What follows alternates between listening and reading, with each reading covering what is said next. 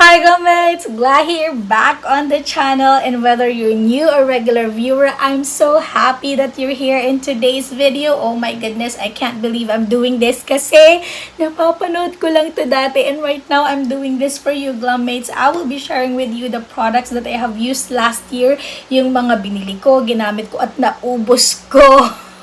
And reason as to why I would like to share it with you kasi baka mag-work din sa inyo. Kahit yung mga hindi nag-work sa akin, baka mag-work sa inyo kasi hiyangan lang din naman, diba? And also, ano ba yung mga products na nag-work sa akin? Kasi may mga product na akala natin nung umpisa mag-work sa atin pero hindi, kabaliktaran pala. May mga products na akala natin hindi mag-work pero nag-work. O, diba? Ganun. But anyway, before I start, Glammates, don't forget to hit subscribe and turn on notifications so you never miss out on future episodes.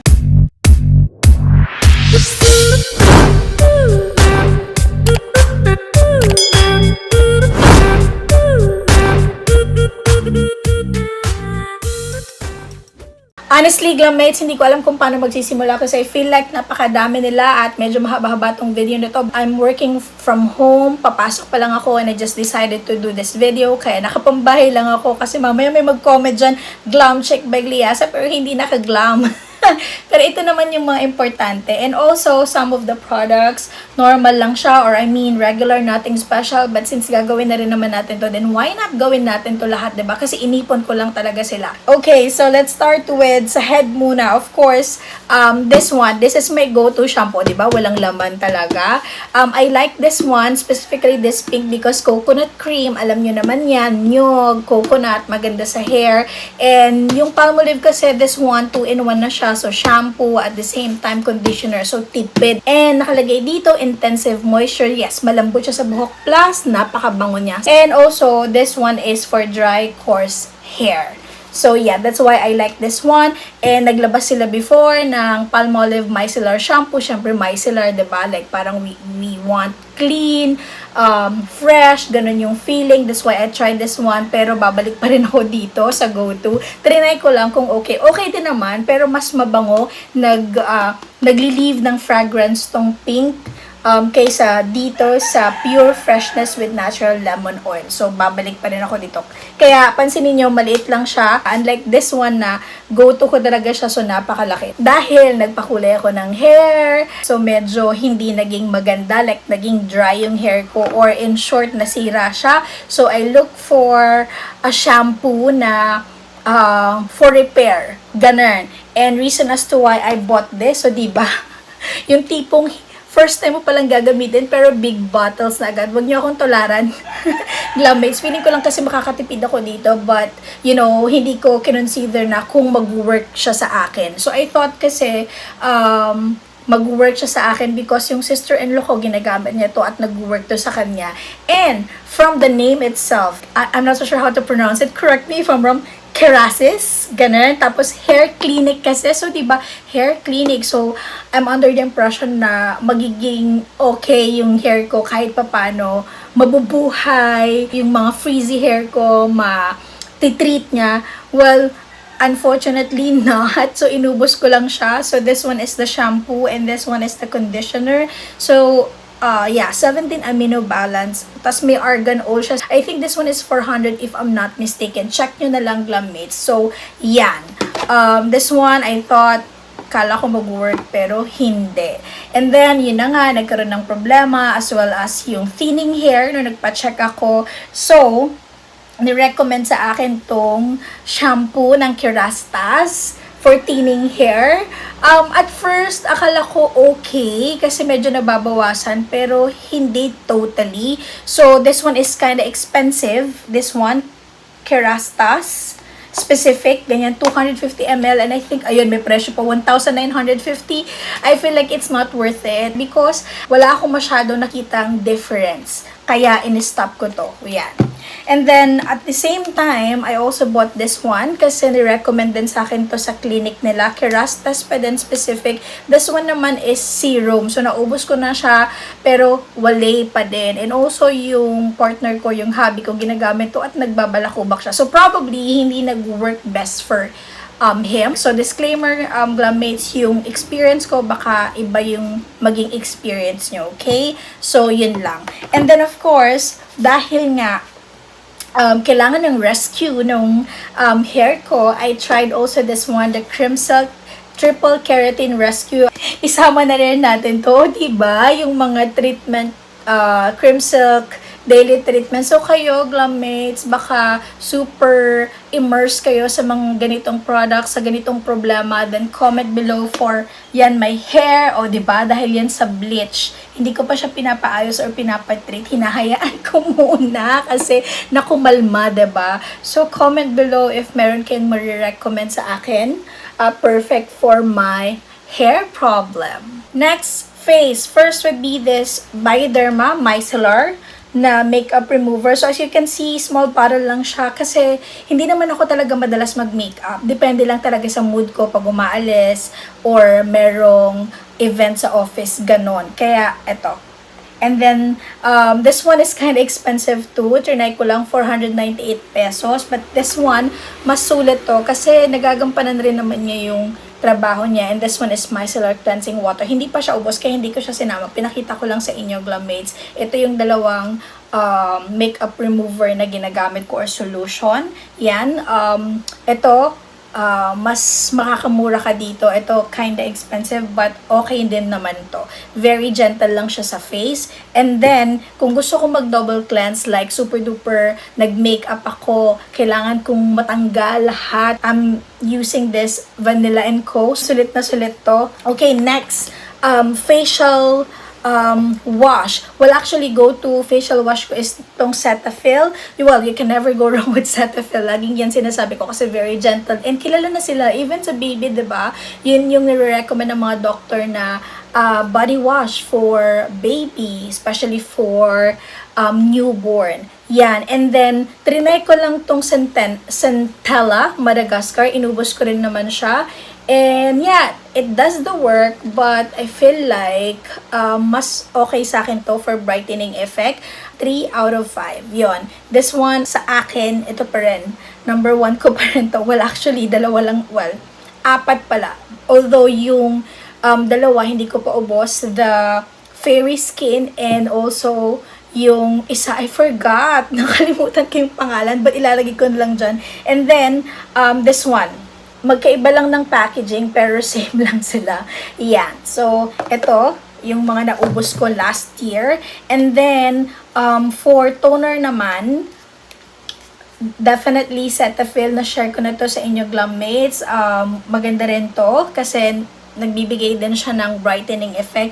And then, I did try this one. This one is from Diopros kay Liza Soberano kasi nung nag-ikot-ikot ako, ni-recommend to. Sabi na okay daw, but nung ginamit ko siya, naubos na lahat-lahat, walang difference. And this is not to malign these brands or company. This is just my personal opinion and based sa experience ko, okay? So next would be, so toner na tayo, no? Serum. So ito yung day and night routine ko. So serum, niacinamide, yan. Itong pang perfect combo. And then after that, ito talaga super duper. Na-share ko na din sa inyo. Ito yung mga combo ko. Like niacinamide, Kiehl's Ultra Facial Cream. And then after that, sunblock. This one, naubos ko na rin itong Fairy Skin. Again, na-review ko to at okay din to. At night naman, I'm using this Kiehl's Midnight Recovery. Oh my goodness, kailangan kong bumili nito. As in, super duper, holy grail ko to. Feeling ko kapag ang tamad-tamad ko, ito lang yung ilalagay ko. As in, ito lang. Kinabukasan, okay, Voila, ganun. Yung peg na to, I like this one. And sa morning, binigyan nila ako ng tester at okay din sa akin yung result na binibigay nitong Kiehl's Daily Reviving Concentrate. Yan. But, since meron ako nito, hindi ako bumili noon. Pag nakaluwag-luwag tayo, Glammates, bibili ako nito as in, like, dalawa sila. Para morning and evening. And this one too from Estee Lauder. This one is the serum. So yes, nice din to. I want to share this. I'm not so sure how to pronounce. Foreo, ganyan. 100 times lang pwedeng gamitin to kasi dun, di battery to. Unlike yung iba na pwedeng i-charge. And so far, nagustuhan ko siya. Kasi, you know, if you're not satisfied dun sa paghilamos, it does the work. Like, nagkakaroon lang siya ng vibration na ganyan, ihilamos mo or ilapat mo sa face mo, i-move mo in circular motion, then voila, ang linis na ng face mo. Yun, right now, since wala na siyang battery, ang ginagawa ko, kinukuskus ko siya sa braso ko, 'di ba, para matanggal yung mga dead skin and so on and so forth. Before we move on to the next, ito pala nakalimutan ko, Cetaphil na night cream and day cream. Yung night cream okay sa akin kasi hindi siya ganun kabigat. As in, na-moisturize na, brighten niya yung skin ko. As in, combo talaga siya. Mas maganda na gamitin niyo yung facial wash, toner plus this one. Yung night cream hindi masyado kasi mabigat siya, but pwedeng pagtiyagaan. Kasi ayoko talaga nung mabigat na, moisturizer. But this one, ito, recommend ko to. This. Super duper. Tsaka to, yung combo na yan na dalawa. Kasi ang ganda niya. Maganda siya sa skin. I don't have anything sa skin ko. As in, nag-skincare lang ako and that's it. And I feel like okay naman yung skin ko. Wow, kumakapuri Basta, ito, okay sa akin tong dalawa na to. Next, body. Unahin na natin to kasi nag-iisa lang siya and yes, natatawa ako kasi baka may magtanong or mag-comment sa inyo na buong taon, ito yung gamit nyo. Yes, oo. Although, meron ako nabuksan doon na isa pa. Pero kasi this one is 250 ml and hindi naman madami, paunti-unti lang dapat. And sabi nga ni Obi, ideally, dapat para ma-maintain yung pH level nating mga girls, hindi daw dapat araw-araw. Yung feminine wash pang birthday lang or pang special occasion. But tayo kasi na-influence tayo ng mga commercial. So, kaya tayo, everyday natin ginagamit. And yes, personally, daily akong gumagamit ng feminine wash. Paunti-unti lang talaga. I like this one. Ang basa ko dito dati, NA Flora. I'm not so sure baka na Flora or NA Flora Protect. Feminine hygiene wash. You can use this monthly periods and even everyday use nakalagay dito. But maniwala tayo sa OB kasi may nakausap akong OB na dapat para ma-maintain yung pH level, yung nandun yung good bacteria, hindi mawala yung good bacteria, dapat water lang sapat na kaya wag nating sobrahan sa feminine wash, okay?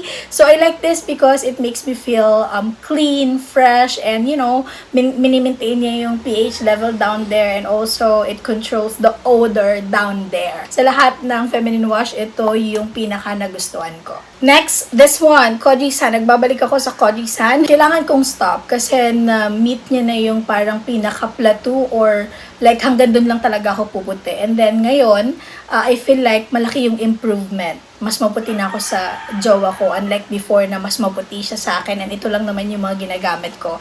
So ito, and then I did try also this Dream White. Bago to anti-aging. So syempre tayo hindi na bumabata, that's why I tried this Dream White soap as well. So super nice. Sa experience ko, okay naman. Although, kailangan mo mag-lotion kasi it makes my skin dry kapag ito lang yung gamit ko because this is acid, kojic acid, kaya acid. Ano ba yun? Gla, oh my goodness. Next would be this Cetaphil body wash. Oh my god, nasabi ko na to, if you want na as in feel fresh, clean, ganon, yung as in parang walang natirang dead skin, ganyan, super duper clean. Ito yung nabibigay na effect sa akin at may brightening effect talaga siya. Pero pag gusto mo ng pangmasa, go with this Snail White. Although hindi na ako bumili pa ulit because I'm in the middle of trying things out. Iba-iba, di ba? Para mas madami akong i-share sa inyo, Glummates. But, ito talaga. If you have spare money, may budget, go with this Cetaphil. Again, you can never go wrong with Cetaphil. Oh my God, Cetaphil baka naman. And then, this one, of course, from time to time or probably twice a week, kailangan nating mag-scrub para mas matanggal yung mga dead cells and so on and so forth. So, I did try this one. Okay naman siya. What I like about this Lux Niacinamide Velvet Shower Salt Scrub is that pag nagbanlaw ka na, smooth, soft yung skin mo, ganon. But in terms of whitening, hindi masyado. Although probably siguro dahil magkakasama sila, kaya nice yung combo, pumuti ako. Like ng very, very light. Not naman yung super duper puti because that's not my end goal. Yung para pumusyaw lang a little bit. Pumusyaw siya a little bit. Oo nga, ganun. So, yes. Okay din to, but I feel like mas may maganda pa dito sa product na to. Next is this Yves Rocher. Okay din to na body wash, mabango, and I feel fresh and clean. Yon. Kasi, the reason as to why kumuha ko ng big bottle, yung friend ko nagbigay sa akin ng gift, yung parang travel size, and nagustuhan ko. Kaya, kumuha ako nito. Yan. And then, lotion. Normally talaga hindi ako naglo-lotion, but since gumamit na ako ng Kojie-san, kailangan ko. I feel like kailangan ko. And yes, Kojie-san pa rin. Syempre, kailangan partner-partner para feeling ko yung full potential ng product. Makamit natin, makuha natin, pag pare-parehas or partner-partner, matchy-matchy, ganun. So, this one, and okay din naman sa akin do, it's light, hindi yung heavy, yung tipong pag pinagpawisan ka, ay, andyan na yung hindi. Mabilis lang siyang ma-absorb ng skin, that's why I like this too. Though, kinda expensive na rin siya ha. I did try this raw skin kasi sabi nung sister-in-law ko na isa, nice din to. Okay din naman siya. Normal to dry skin kasi for dry skin talaga. Although this one, it's kinda expensive. For 400 ml, it costs 799 pesos. Kaya hindi ko na inulit. But, it does work. And parang feeling ko, it looks healthy yung aking skin dito. So, yeah.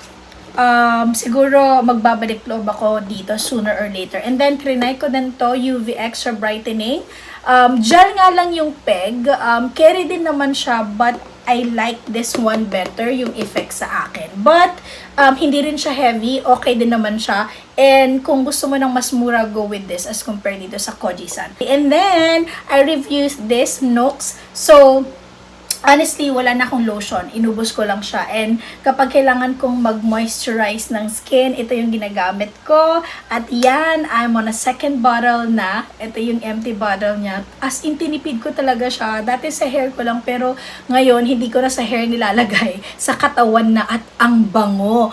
Amoy sosyal, amoy mayaman. Ganun yung peg na to. Kasi 'di ba nakalagay dito 7 precious botanical oils. Yung nandito sa Nooks. Although, downside nito kind of expensive. So, pag may spare money ka, buy mo lang. Tapos tipid-tipid lang talaga. Nakuha ko kasi ito ng buy one take one. And tag-isa kami nung pinsan ko dun sa isa. So, tig 1.5 kami sa 100 ml. Mahal pa din, honestly. Kaya nga, pag meron ka lang spare money, dun ka lang bumili. At bantayan mo pag sale. Ganun.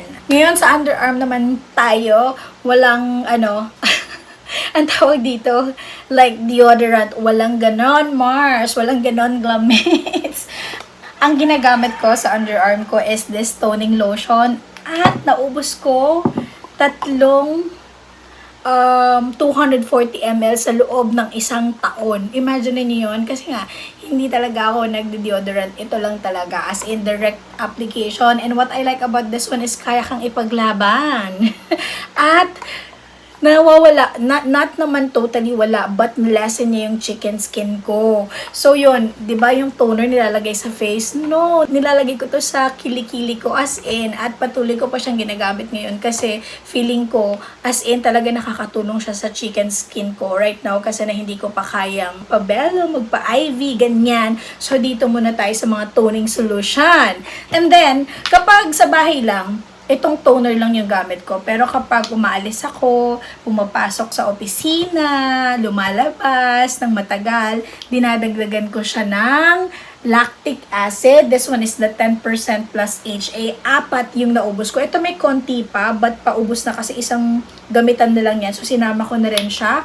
Yan, 4 na bote yung ubos ko. So, bakit ganoon? Mas madami yung toning lotion kaysa sa lactic acid. Again, kapag sa bahay lang ako, toner lang, pero pag umaalis ako, after the toner, lactic acid yung nilalagay ko. So, yun ang deodorant natin. And then, for perfume naman, isama natin, kasi sa dami kong perfume na ginagamit ngayon, syempre, hindi yan. Like, parang, okay, 1 month, etong perfume na to, sa susunod na buwan, hindi ganon. Kung ano yung parang pinaka-favorite ko, yun yung lagi ko nagagamit. Yung iba, hindi na nga napapansin. So, ito yung go-to na perfume ko. Kaya, ito yung naubos at may second bottle na ako. And hindi rin naman din laging nalabas. Like, nagpo-perfume ka lang pag sa office, dinner with friends, makikipagkita ka sa family mo, and so on and so forth. Pag sa bahay, wala. Amoy paligo. Ganun lang yung peg.